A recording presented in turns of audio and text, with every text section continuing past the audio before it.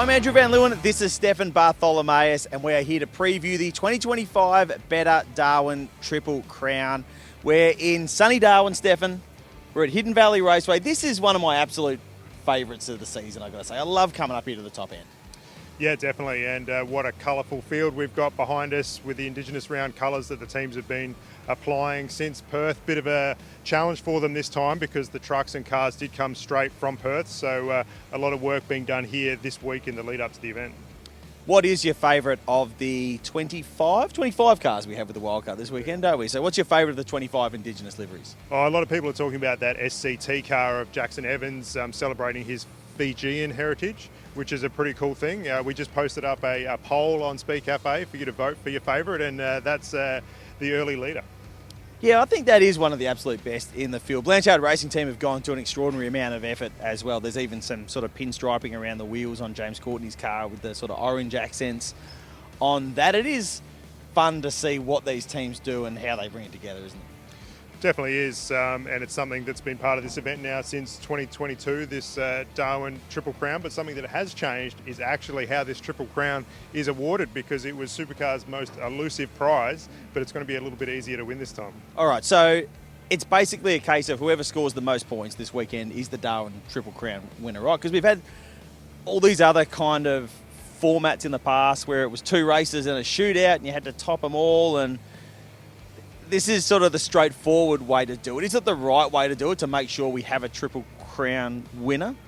Well, before it was something quite unique, and we'd only really seen it done once before, where Scott McLaughlin did the triple in 2019. We've got 3 races again this year because it's really just the Super 440 format, just with a different title on it. So from a racing perspective, nothing changes there, but certainly we will see someone walk away as the Triple Crown winner this year.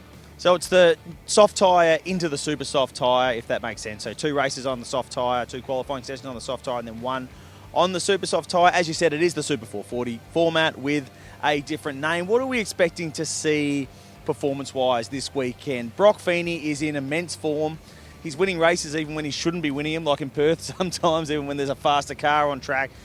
But here, Darwin, this is a Triple Eight stronghold.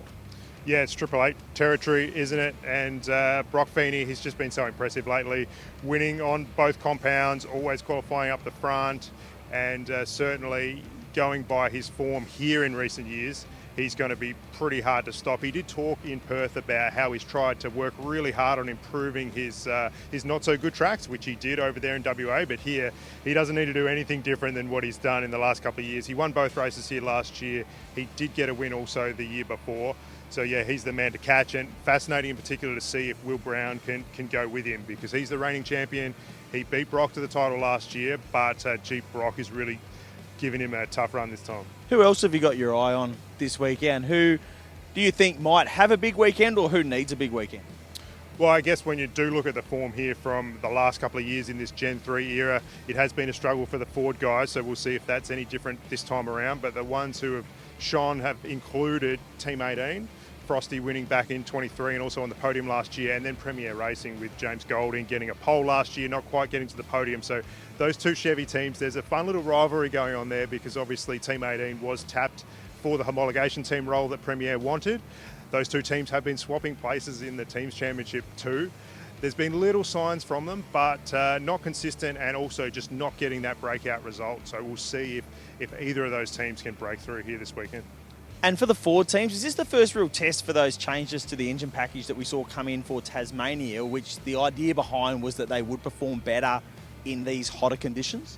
Yeah, well, the fact that they were temperature-related changes means everyone's going to be talking about it and looking at it for this weekend. It has been tough, as we said, for the Ford guys here. But the fastest Gen 3 Mustang we've ever seen here was the one that had flames belching out the top of it when Cam Waters was on pole and leading here in 2023. So there's a lot of team performance in some of that stuff too. We've seen Walkinshaw Mustangs qualify at the back and then race through to the front.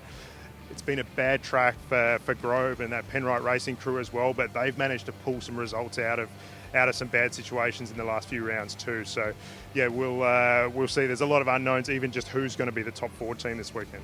And the unknowns continue into, what happens outside of the actual car performance, because we've seen in the last couple of events that interestingly timed safety car can really throw a spanner in the works as well. Yeah, the fact that the field gets slowed to 80 k's straight away means that if you're pitting under that situation and others have pitted under full green, you're going to make a big gain on everybody. So James Courtney clearly benefited from that. Matt Payne did too, don't forget, because he was back in the field due to an earlier issue and ended up on the podium there in Perth. So we'll see if people try to hang out for that yellow and copycat that strategy here. It is something that's tempting to do here anyway because the undercut's not very big because of the low deck. So yeah, there's that, and probably the other piece of luck that people can be trying to catch here is just even in qualifying, a cloud coming over can make a couple of tenths difference to the track, which in this modern era of Gen 3 racing, with the field so close, it can make a big difference to your day. It definitely can. Well, it is always an interesting weekend up here. I'm looking forward to seeing how it all does play out. Make sure you stay tuned to Speed Cafe across the whole weekend. We'll have all the breaking news, all the race reports, all the session reports, and all of the reaction. Stay tuned for it all.